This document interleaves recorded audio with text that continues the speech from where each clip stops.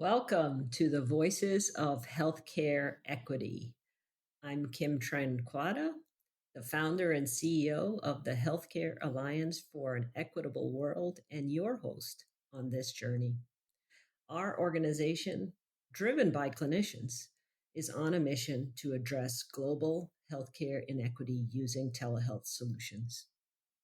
Together, we're building a community of healthcare professionals committed to making a scalable impact on global equity. Join me in insightful conversations with global health innovators as we explore the current and future state of healthcare. Be a part of this mission. Let's create lasting change together.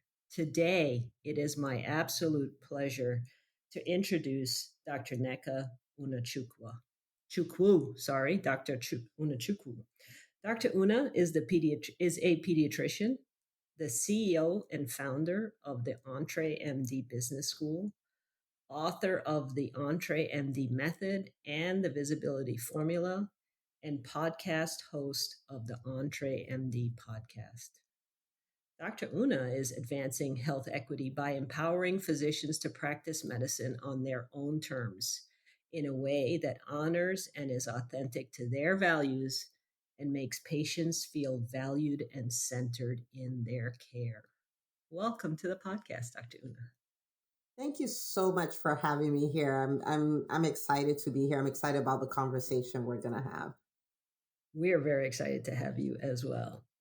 Well, with all things, let's start at the beginning. Tell us a little bit about you, Dr. Una, and how you became a pediatrician and then an entrepreneur. Well, how I became a pediatrician is actually quite funny because I remember being in medical school and people are like, "So, what are you gonna do? What are you gonna specialize in when you're done with medical school?" I'm like, "I have no idea, but I know I don't want to be a pediatrician." And so here I am today. It's kind of funny how that happened, but I was born here in the United States, and my family were originally Nigerians, and my father took us all back. He said I wanted us to have the culture. Absolutely didn't appreciate it at the time at all, and so I went back when I was 6, and I was there till I was done with medical school. But it was very, like a different kind of medicine than so over here we have, malaria, buckets, lymphoma, all these things you don't typically see in the United States. It was a really great experience. I wouldn't do it again because, it's medical school is hard, but, it was a great experience for me. I started off, not wanting to be a pediatrician, and my heart really would go out to the mothers, right? Like, so to the women in OBGYN, looking at people struggling with infertility or dealing with the vulnerability of being pregnant and all the scary stuff that can happen. And those are the people I felt so sympathetic towards. And, in the European system, there is a hierarchy, right? And so the further you go in your career, the less nights you have to do and all of those things. And when I thought about being an OBGYN in the US, I was like, I know I have 9 lives to live at the same time, and I cannot be doing night call till I'm 60. Like, it's just not compatible with my life.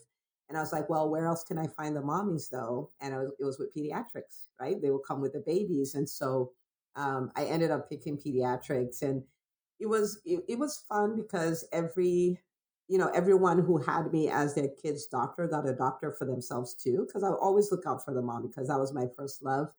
And led me to, start my own practice.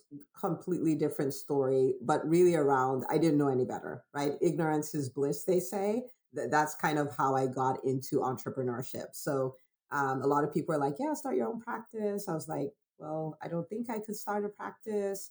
But then I started looking into it, started researching what people did. And ignorantly, I was like, yeah, why don't we do that? And so I started my practice. And it was very nerve wracking because I was like, wait a minute, you mean I have to market? I have to tell people about my practice? I have to build a referral base? I have to hire people, lead a team, tell people what to do? And I was like a deer caught in headlights. Like, I can't do that. Okay. To put this in perspective, at the time, I would describe myself as a super shy, socially awkward, introverted introvert, which does not go with anything you have to do to survive as an entrepreneur. And so that was when I first came in contact with this concept of me needing to radically retool myself. Right. So, yes, you didn't know how to market, you can learn. You didn't know how to sell, you can learn. You didn't know how to lead a team, you can learn. And once I started on that journey, um, the rest, as they say, is history. It becomes addicting. And Dr. Kim, you would know this, right? Like you start going like, wait, what else is there? What else could I do? What other difference could I make in the world? It becomes this game or this adventure. And I kind of went on that adventure. And so I started my practice, and then I did that for a number of years before I realized medicine has changed, healthcare as we know it has changed, and it was time to retool myself again. And I had to ask myself the question: if I could no longer doctor, how could I still have a big impact? And so I started looking at things like speaking and consulting, showing other people how to start profitable businesses, writing, all of those things, and went on that journey of retooling myself again. But this time I was like, why don't I do it with all the other physicians in my world? Because we are all going to face this challenge. And so that's how EntreMD started, really around empowering physicians, helping them build profitable businesses so they can have the freedom to live life and practice medicine on their terms. And like Dr. Kim, when I see what you're doing, like for you to be a physician and you're like, there's a global problem and I want to fix a global problem, right? Like that's like music to my ears. And I'm like, I will do anything to support a physician who is trying to do that because we need so many more physicians taking ownership of problems they identify and say, I'm going to fix that. I'm going to be the answer for that. Now, everybody's mission will look different because we are wired to solve different problems, right? But every time a doctor says, yes, I'm going to fix this problem, healthcare is better everywhere. The lives of patients are better everywhere. And so the hang up is usually not the mission, because we're doctors, we are wired that way. The hang up is, how do I build a business system around this so I have the freedom to do what it is I really want to do? And so yeah, so what you do is so inspiring. I'm always, always rooting for you, because we need so many examples of what is possible when a doctor just says, I'm going to fix that problem. Dr. Una, you're so humble when you say things like, I started my own practice and, I didn't know anything. But what's really behind all of that is an incredible amount of courage and self belief. I thought it was funny that you didn't want to be a pediatrician, and that's what you became. I went to medical school wanting to be a pediatrician. I loved children and I loved taking care of children, but I got to the same place in medical school after doing my pediatrics rotation and then my pediatrics intensive care rotation. Loved the intensive care work, but realized that if I did this, I would have no life ever again. I would need to be there day and night for these families. That's what they deserve. But that wasn't the life I was looking for. And here I am as an emergency physician now. So we both kind of made our own way with deciding what in medicine was going to fulfill what we needed in our life. But I hear you say things like, I just went and started my own practice. I know that that was not something you just stumbled into, and you had a giant learning trajectory. But what also drove you, you said, is a feeling that healthcare has changed. I'd love to explore that a little bit with you because, as a physician, nurse, healthcare community, I think our eyes are all a lot more open now than they were 4 years ago to the realities of the healthcare system and not the ideal of medicine that we thought we were going into when we were young and ideal. And that's okay. Now we can be mature and ideal. And so I think a lot of people are coming to these realizations now because COVID, we're going to say the COVID word, it's like the other C word nowadays, um, has really awakened almost everybody to the inequities that are present for our patients. First and foremost, they're the ones that are most affected by this. But because we're humans, when things affect us personally, that's when we pay attention. So the great pain that it brought to frontline healthcare workers in realizing that this system was not designed for theirs or the patient's health and healing has really caused a lot of people to be taking those next risky steps. And that's wonderful because I think a lot of times we need a motivation outside of ourselves to do the hard things. So, what did you see? And you saw it probably before a lot of us about what was not working in healthcare and what the healthcare community itself needed to get active in fixing. Yeah, my the first time I noticed this was 2016. So we're talking, almost 8 years ago at this point. And I just came to this realization that, like we could call it paradigm one and two. The old paradigm was gone and we're in a new phase. Now, in the beginning, it wasn't because of anything I had studied, it was a knowing, if you will. But as I began to look at it, I started noticing fundamental shifts. So, for instance, I don't know about when you trained, but when I trained, physicians almost had a monopoly of the healthcare system, if you will, right? Like if something happened, you go to the hospital, where they call the shots, or you go to a private practice or things like that. And but we had started getting all these players. All of a sudden, Amazon is interested in healthcare. JP Morgan is interested in healthcare. The pharmacies are interested in healthcare. Like I never thought that CVS or Walmart or any of these things will be my competition. Like it was just this place where we went and we served, and there were limited middlemen, if you will, right? And so noticing that big shift, it was like things were about to change, and they're about to change radically. And then if you look at it, you'll see, okay, well, back in the day, like there were not as many versions of clinicians, if you will, right? Like it's like we did this and that was that. But now there's so many others. And so I started asking docs, I was like, what if you didn't have job security? What if you were fired and replaced by someone else? Now remember, this is 2016, 2017, and people are like, you're nuts. That would never happen. I'm an emergency room, emergency medicine doc. I will always have a job. There will never be.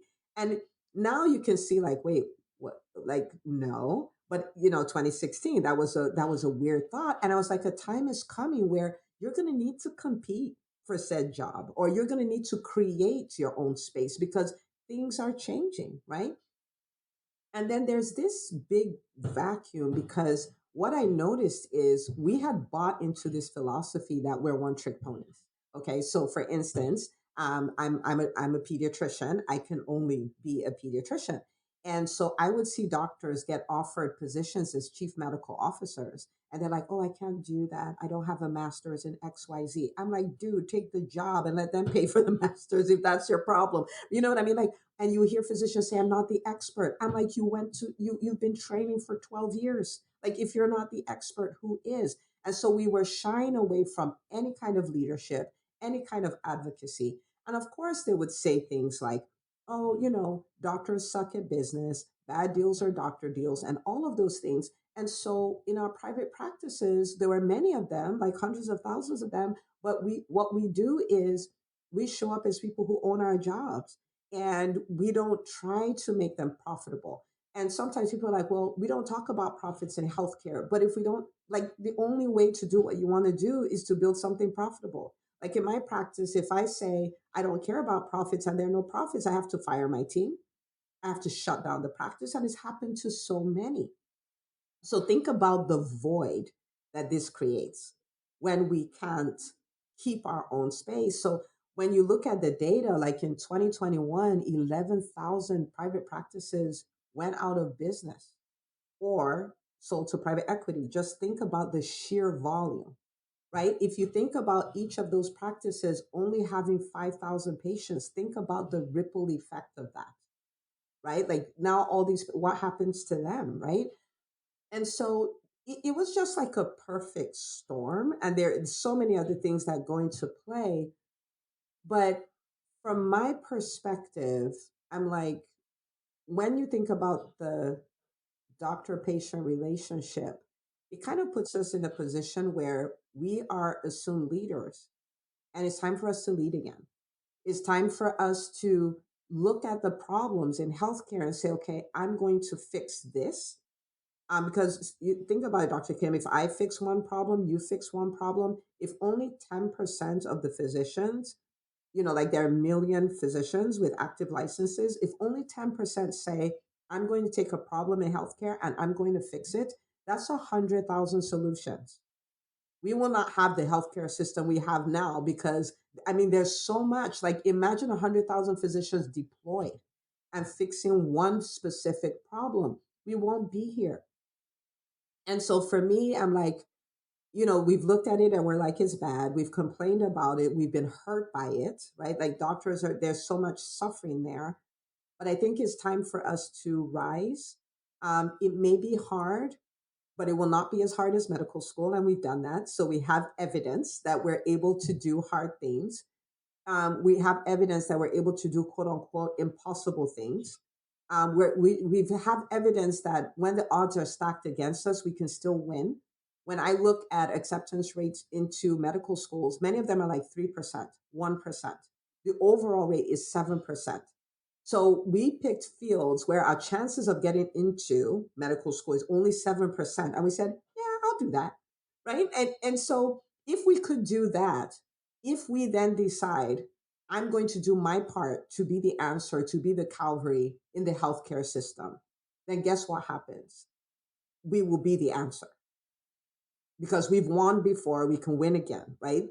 And so I think this is a very dark time, especially physicians. And you probably have a broader audience, but like I'm always talking to physicians, so that's what's spilling out. But it's a very dark time when you think about the prevalence of burnout, the loss of autonomy, the financial insecurity, which if you think about it, think about somebody who spent multiple six figures in debt to become a physician, gave up probably the best 12, 15 years of their lives to become a physician. And at the end of it, it's like there's no ROI. You know what I mean? Like it's like, what in the world?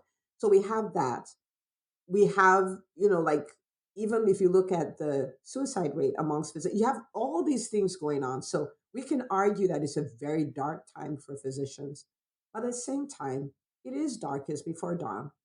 I think that this, when we look back, it will be like we never want to do that again, but we will never trade what it produced. We will never trade the version of doctors, the version of healthcare that it produced. And so I think that it looks really dark, but it is one of the best of times. And for anybody who will say, I sign up to be part of the Calvary, I sign up to refuse to be the victim, but to turn around and say, I'm the answer, I think you'll be the absolute best of times. And I think history will document the doctors like you, Dr. Kim, who said, put a stake in the ground and said, I'm going to fix this. Document those doctors as heroes. Not that that's why we're doing it, but I think the ripple effect of what we go on to do would just be so wild. So it's dark, but it's the best of times. That is awesome and inspiring. I can't agree with you more. There's a certain degree of darkness and pain that's required for us to do hard things and make change. And so this feeling of darkness and pain is just motivation for the next step. And for doctors to shy away, as you say, from leadership in business, leadership in healthcare, and advocacy is part of why we are here. And so we need to take power and reins and move forward. Why? Because not just because we need it, society needs it, the future of the world needs it. Who amongst us wants to live in the future where healthcare is simply an economic transaction carried out by anybody? You want to live in that future? I'm terrified of having to go into a hospital, and I've worked in them my whole life. You have to show up as a full advocate for yourself because it's not certain who will. And believe it or not, no matter who is running the business, patients will always associate us, the physicians, as being the ones responsible. So let's be responsible for some good instead of passively sitting back and taking the blame for the things that are being created in our name. No matter what, if they're unfairly billed, they're going to blame you. If they're unfairly treated, they're going to blame you. If there isn't enough staff, they're going to blame you. So use that and step up. And I think, Dr. Una, you and I have the benefit of maybe time. I've worked from inside the healthcare institution and take all of those little steps that you're supposed to as a good little follower and slowly worked up the ladder to be at the table where the decisions are made. And like Michelle Obama has always said, when you get at those tables, you're like, hey, these people don't know any more than me. Why was I waiting for somebody else to solve this problem? So please, let's all take some action, take responsibility, act for your patients, because I think that's what we're best at. We're not really good at acting in our self interest. We have taken decades of pretty good abuse because we thought we were serving our patients, but we're not. So let's take a little initiative to serve society, serve our patients, serve the generations that come after us, and take some control over the future of health, because health affects everything. It affects politics, it affects the economy. It is the future of the world. And with that, big giant statement. Dr. Una, I'm going to give you a second if you want to add anything, and then we're going to take a brief break. Yeah, you brought up something really powerful about us finally showing up on at tables and realizing, wait, these guys don't necessarily know more than me. And it's such a powerful statement because we are a lot more powerful than we realize. And I hope everybody can hear that.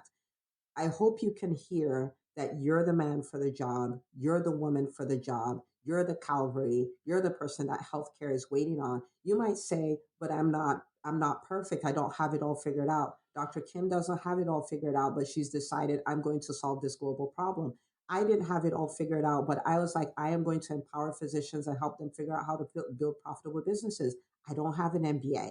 I don't have some, fancy business degree from anywhere, but guess what? I still have people who are creating six, seven, multiple seven-figure businesses because I decided to say yes. Like literally in this moment, all that is required is that you say yes and you start taking the steps. Perfection is not required at all. I appreciate that, Dr. Una. Not only don't you need all of those things, you have something more than those things. You have real life connection to medicine, how it's carried out, and how it impacts your patient. And that is the perspective and the voice that's missing and needs to be the loudest in all of these rooms. Believe it or not, computer scientists are developing healthcare solutions with no understanding of what is taking place or transpiring in that interaction. No idea why you can miscommunicate what a diagnosis is because you don't know what it is. Please, we need that perspective in the room to solve healthcare problems. And with that, we're going to take a brief water break. We're having the best conversation with Dr. Una, and we're going to continue with more insights after this brief